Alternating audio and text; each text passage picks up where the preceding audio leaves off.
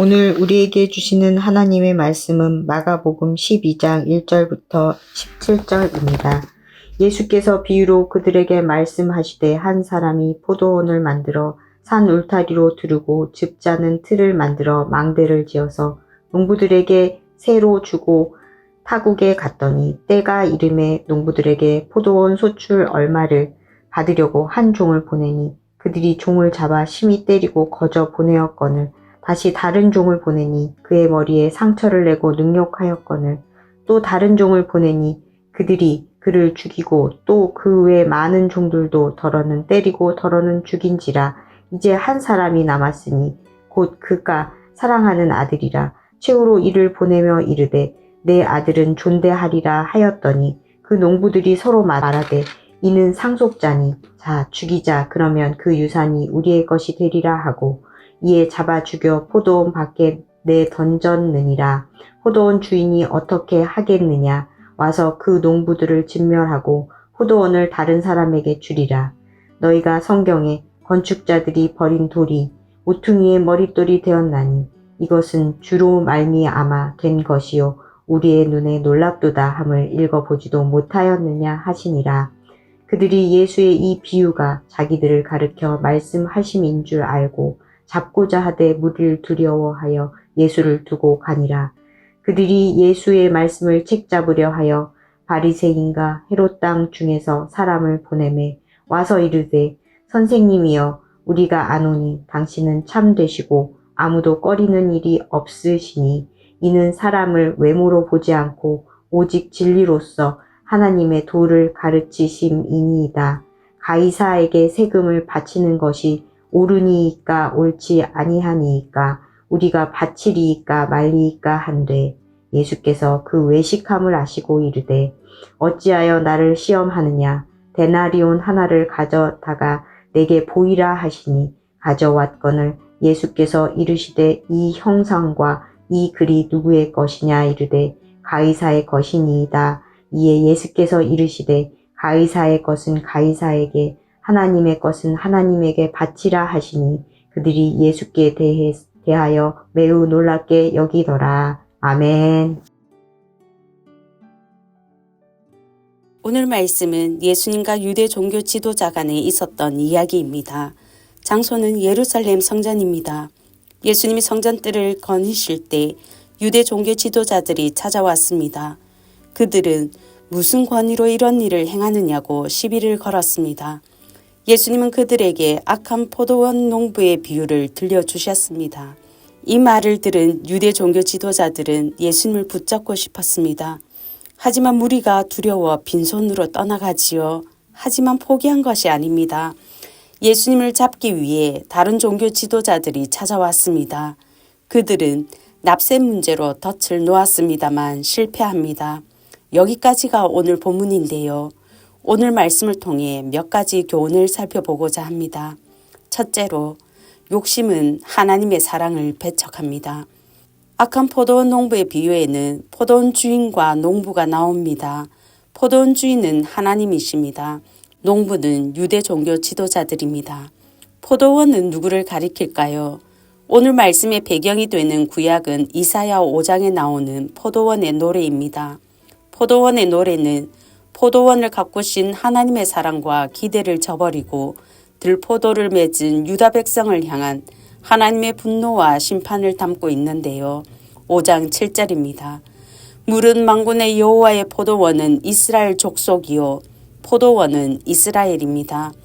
오늘 본문 1절은 포도원을 정성을 다해 가꾸는 주인의 모습을 잘 보여주는데요. 주인은 도둑과 가축들로부터 포도원을 보호하기 위해 돌로 만든 산울을 쳤습니다. 으깬 포도즙을 담는 용기도 파고 망대를 만들어서 망루이자 포도를 모아놓던 보관장소도 마련했습니다. 이토록 포도원을 사랑과 정성으로 가꾸는 주인의 모습을 통해 하나님의 사랑을 보게 되는데요. 하나님은 포도원만 사랑한 게 아닙니다. 농부도 사랑했습니다. 포도 추수 때가 되었을 때입니다. 주인은 포도원 소출을 받아오도록 종을 보냈는데요. 일반적으로 소작료는 4분의 1 혹은 2분의 1이었다고 합니다. 4분의 1이라고 하면 25%입니다. 농부들은 그 25%를 포도원 주인에게 주고 싶지 않았습니다. 75%가 아니라 100%를 다 가지고 싶었습니다. 욕심에 사로잡혔습니다. 주인이 종을 3번 파견하는데요. 점점 폭력의 강도와 모욕의 강도가 심해집니다. 처음에는 때려서 빈손으로 보냈다가 이제는 머리를 때리고 능욕합니다. 3번째 종은 죽입니다. 이쯤 되면 아무리 착한 주인이라고 해도 계약을 파기하고 농부를 고발해야 정상입니다. 포도원 주인은 이제 한 명의 종이 아니라 많은 종들을 보냅니다. 농부들은 그들 중 어떤 이들은 때리고 어떤 이들은 죽였습니다. 종은 선지자들을 가리키지요. 하나님이 보낸 선지자들을 이스라엘 지도자들은 끊임없이 배척했습니다. 돌이키기를 거절했습니다. 이스라엘 역사가 보여주는데요. 이세벨은 선지자들을 학살했습니다.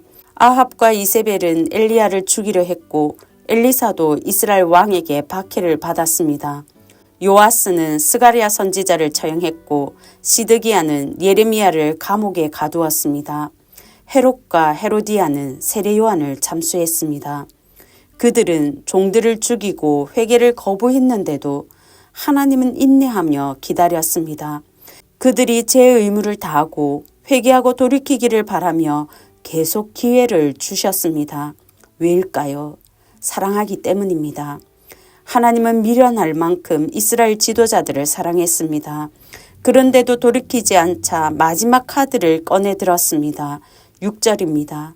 이제 한 사람이 남았으니 곧 그가 사랑하는 아들이라 최후로 이를 보내며 이르되 내 아들은 존대하리라 하였더니 예수님께서 주인의 아들을 사랑하는 아들이라고 표현하는데요.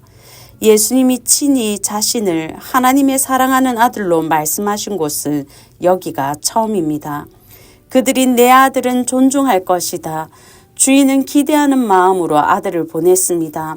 하지만 욕심에 눈이 먼 농부들은 살인도 서슴지 않았지요. 주인의 아들이라고 다르지 않았습니다. 아니, 아들이 오니까 주인이 죽었다고 생각한 걸까요? 당시 팔레스타인에서는 주인이 없거나 불분명한 땅은 소유권을 먼저 주장하면 차지할 수 있었는데요. 그들은 아들을 죽이면 그 땅을 차지할 수 있다는 허황된 꿈을 꾸었습니다. 아들을 죽였고 땅에 묻지도 않고 포도원 밖으로 던져버렸습니다. 욕심에 눈이 먼 사람들은 아들의 시신마저 끔찍하게 모욕했습니다. 예수님은 아들까지 죽인 것을 통해 그들의 악함을 드러내셨는데요. 그들은 종들을 능멸함으로 하나님의 사랑을 능멸했고 아들을 모욕함으로 하나님의 인내를 모욕했습니다. 욕심에 눈이 먼 그들은 하나님의 사랑을 무참히 짓밟았습니다. 하나님의 사랑 때문에 기회를 얻고 또 얻었는데도 그 사랑이 주는 혜택은 누리면서도 그 사랑은 귀찮아했습니다. 배척했습니다. 아들까지 죽였습니다. 그들의 욕심은 정말 추했고 악했습니다. 성도 여러분, 욕심은 정말 끔찍한 것 같습니다. 야고보서 1장 14절 15절입니다. 오직 각 사람이 시험을 받는 것은 자기 욕심에 끌려 미혹됨이니 욕심이 잉태한 즉 죄를 낳고 죄가 장성한 즉 사망을 낳느니라. 성도 여러분, 이 땅에 살면서 물질의 필요를 모를 사람이 누가 있겠습니까? 하지만 욕심을 조심해야겠습니다. 멀리해야겠습니다. 하나님의 인내와 사랑이 주는 혜택을 누리면서도 그 사랑을 귀찮아하고 배척하는 욕심이라면 죽음에 이르게 하는 죄인 줄 알고 멀리하시는 저와 성도님들 되시기 바랍니다. 둘째로 욕심은 끝내 하나님께 배척당합니다. 9절 세번역입니다. 그러니 포도원 주인이 어떻게 하겠느냐? 그는 와서 농부들을 죽이고 포도원을 다른 사람들에게 줄 것이다. 마태복음 21장은 포도원을 준 다른 사람들을 제때에 열매를 바칠 만한 다른 농부들이라고 설명합니다. 욕심 때문에 하나님이 주신 마지막 기회를 저버리고 하나님의 사랑을 배척한 결과는 비참했습니다. 엄중한 심판이었습니다. 먼저는 농부들의 진멸이었습니다. 죽음이었습니다. 두 번째는 하나님의 구원의 계획이 다른 농부들, 이방인에게 이양되는 것이었습니다. 하나님의 구원의 촛대가 유대인에서 이방인에게로 옮겨졌습니다. 성도 여러분, 하나님의 사랑은 끝이 없지만 심판의 날은 반드시 있습니다. 반드시 옵니다. 하나님이 주신 마지막 기회조차 외면하고 우리 주 예수님과 하나님의 사랑을 배척한 사람들은 하나님께 배척당할 것입니다. 이 땅에서 예수님을 머릿돌로 삼지 않는 자들에게는 예수 그리스도가 거침돌이 될 뿐입니다. 예수님이 머릿돌이 되느냐 거침돌이 되느냐는 우리 선택에 달렸습니다. 하나님께서 기회 주실 때 돌아와야 합니다. 심판받을 자리로 향하지 않고 구원받을 자리로 돌아와야겠습니다. 성도 여러분, 멸망으로 인도하는 욕심이 아니라 구원으로 인도하는 우리 주 예수 그리스도를 선택하시기 바랍니다. 하나님을 배척하는 자리에 서지 않고 하나님을 배척하는 가족들을 내버려 두지 않고 기도하고 전도하는 저와 성도님들 되시길 바랍니다. 셋째로 욕심을 위해 악인은 서로 연합합니다. 13절입니다. 그들이 예수의 말씀을 책잡으려 하여 바리새인과 헤롯 땅 중에서 사람을 보내매, 책잡다로 번역된 말은 오늘 본문에만 나오는데요. 덫을 놓아 사나운 가축을 잡는 것을 말할 때 사용됩니다. 바리새인과 헤롯 땅은 정치적으로 함께할 수 없는 사람들입니다. 바리새인들은 로마의 지배에 반대했던 종교단체입니다. 헤롯 땅은 헤롯과 로마 정책을 지지하는 정당입니다. 적대적인 두 집단이 예수님을 책잡기 위해 한편이 되었습니다. 가이사에게 세금을 바치는 것이 옳습니까? 옳지 않습니까? 예수님께 납세의 문제라는 덫을 놓았습니다. 세금을 바치는 것이 옳다고 하면 바리새인들은 예수님이 하나님을 반대하고 있다고 말할 것입니다. 옳지 않다고 말하면 헤롯 땅이 그를 반역죄로 몰아서 헤롯에게 넘겨줄 것입니다. 사방에 우겨쌈을 당한 것 같은 때에 예수님은 데나리온 하나를 가져오라고 말하십니다. 데나리온은 가이사의 초상이 새겨진 은화입니다. 가이사가 신이자 대제사장이라는 글이 적혀 있는데요. 이 은화로 로마에 세금을 냈습니다. 예수님은 완벽한 질문을 하십니다. 이 형상과 이 글이 누구의 것이냐?